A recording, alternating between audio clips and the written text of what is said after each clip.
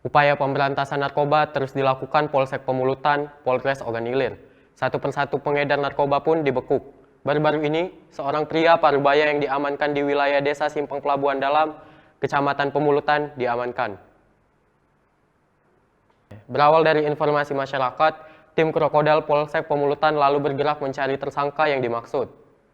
Ibtu Iqlil Al-Nawari didampingi Kanit Reskrim Ibda Adriansyah memimpin langsung penangkapan tersangka pengedar sabu ini.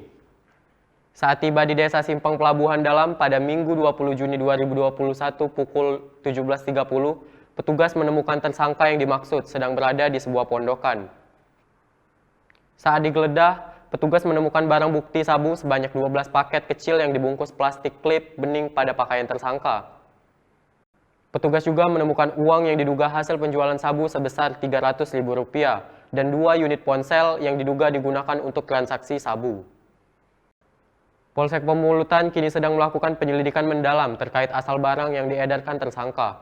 Pria 54 tahun yang bekerja menjadi sopir ini mengaku mengedarkan sabu ke warga desanya di Simpang Pelabuhan Dalam maupun pembeli dari luar desa.